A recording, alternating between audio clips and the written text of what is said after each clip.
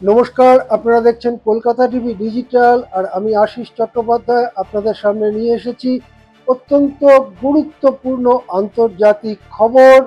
তা হচ্ছে গাজায় মার্কিন মধ্যস্থতায় এবং ইরা ইজিপ্ট এবং কাতারের মধ্যস্থতায় আপাতত একটা যুদ্ধ বিরতি চালু হয়েছে এবং যুদ্ধ বিরতির শর্ত হিসেবে যে পণবন্দি বিনিময়ের কথা বলা হয়েছিল সেটাও কিন্তু বেশ কার্যকরীভাবে এগিয়ে চলেছে।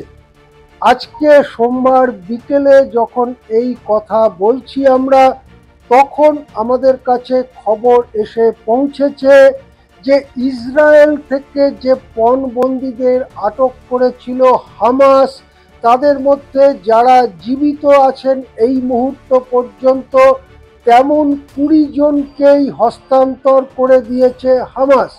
আন্তর্জাতিক ত্রাণ সংস্থা রেড ক্রসের হাতে তুলে দেওয়া হয়েছে এই সব কজন জীবিত ইসরায়েলি পণবন্দীকে। তাদেরকে গ্রহণ করবার জন্য ইসরায়েলের পক্ষ থেকে আত্মীয় স্বজন বন্ধু বান্ধবেরা এসে জড়ো হয়েছেন তাদেরকে নিয়ে যাবার জন্য। আন্তর্জাতিক ত্রাণ সংস্থা রেড ক্রসের হাত থেকে ইসরায়েলি পণবন্দীরা চলে যাবেন তাদের বাড়িতে। ইসরায়েল সরকারের তত্ত্বাবধানে তাদেরকে ইতিমধ্যেই গ্রহণ করা হয়েছে, এই খবর আমরা পাচ্ছি। এর পরেও কিছু মানুষ যাদেরকে পণবন্দি করেছিল হামাস, কিন্তু তারা এই মুহূর্তে আর জীবিত নেই। তাদের মৃতদেহগুলো ফেরত দেবার কথা, কিন্তু তার আগে যে বিপুল সংখ্যায় প্যালেস্টিনীয়দের পণবন্দি করেছিল ইসরায়েল, তাদেরকে ফেরত দিতে হবে। অর্থাৎ প্যালেস্টিনীয়দের ফেরত দেবার পরে মৃতদেহগুলো ইসরায়েল হাতে তুলে দেবার কথা। এখনো পর্যন্ত এই পণবন্দি বিনিময়ের যে কার্যক্রম, তাতে বড় কোনো বাধা তৈরি হয়নি বলেই জানা যাচ্ছে। এর থেকে মনে হচ্ছে যে আপাতত যে যুদ্ধ বিরতি কার্যকরী রয়েছে, কয়েক ঘন্টা হয়ে গেল আর কামানের গোলার শব্দ শোনা যাচ্ছে না, সেটা হয়তো কিছুটা স্থায়ী রূপ পেতে পারে। এর মধ্যেই বড় খবর হচ্ছে এয়ারফোর্স ওয়ানের বিমানে চেপে মার্কিন প্রেসিডেন্ট ডোনাল্ড ট্রাম্প ইসরায়েলে গিয়ে হাজির হয়েছেন। ইসরায়েলে ডোনাল্ড ট্রাম্পকে রেড কার্পেট ওয়েলকাম জানানো হয়েছে। তাকে স্বাগত জানাতে বিমানবন্দরে ইসরায়েলি প্রধানমন্ত্রী নেতানিয়াহু সহ পুরো ক্যাবিনেট হাজির হয়ে গিয়েছে। তাকে বিপুল সংবর্ধনা জানানো হয়। ইসরায়েলি নেতাদের সঙ্গে ডোনাল্ড ট্রাম্প কিছু আলোচনা করবার পরে উড়ে যাবেন মিশরের কায়রোতে। সেখানে বসতে চলেছে গাজা বিষয়ক বিশ্বের শীর্ষ সম্মেলন। সেখানে অন্তত 20টি দেশের শীর্ষ নেতারা হাজির থাকবেন বলে জানা যাচ্ছে। তার মধ্যে ইউরোপীয় শক্তিগুলো অর্থাৎ ইংল্যান্ড, ফ্রান্স, ইটালি, জার্মানি ইত্যাদি ইউরোপীয় বড় শক্তিগুলোর শীর্ষ নেতারা উপস্থিত থাকবেন। উপস্থিত থাকবেন মধ্যপ্রাচ্য তথা আরব দুনিয়ার বেশ কয়েকটি দেশের শীর্ষ নেতারা।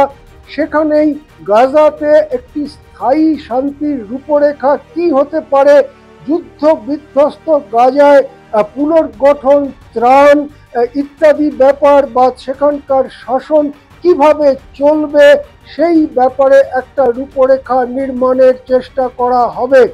এই প্রসঙ্গে বলে নেওয়া ভালো, এই শীর্ষ সম্মেলনে আমন্ত্রিত হয়েছেন ভারতের প্রধানমন্ত্রী নরেন্দ্র মোদীও।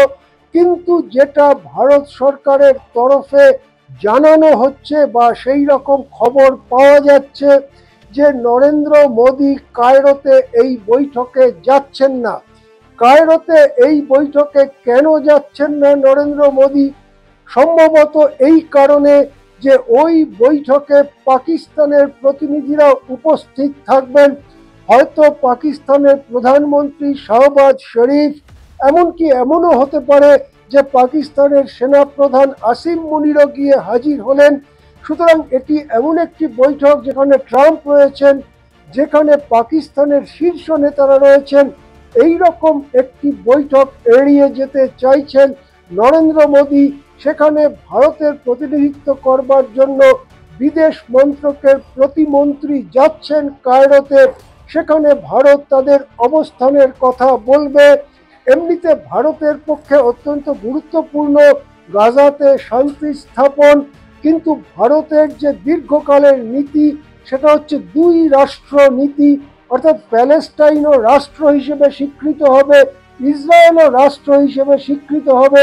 এই নীতি সরবে বলা দরকার। কিন্তু গাজায় যদি প্যালেস্টাইনি শাসন না থাকে, গাজা যদি বকলমে ইসরায়েল আমেরিকার শাসনাধীন হয়ে যায়, তাহলে ভারতের যে নীতি, দুই রাষ্ট্র নীতি, প্যালেস্টাইনও থাকবে ইসরায়েলও থাকবে, তা কিন্তু বড় ধাক্কা খাবে। সেক্ষেত্রে ভারতের নীতিটাও স্পষ্ট করে কায়রো বৈঠকে বলা দরকার। যাই হোক, বৈঠক আর কয়েক ঘন্টা পরে শুরু হতে পারে। সেখানে ভারতের বিদেশ মন্ত্রকের প্রতিমন্ত্রী যাচ্ছেন, আসছেন বিশ্বের বিভিন্ন দেশের নেতারা। এখন সেখানে কি আলোচনা হয়, কি রূপরেখা গঠিত হয় সেখানে, তার দিকে তাকিয়ে আছে গোটা বিশ্ব। এখন এ পর্যন্তই। আপনারা দেখছেন কলকাতা টিভি ডিজিটাল।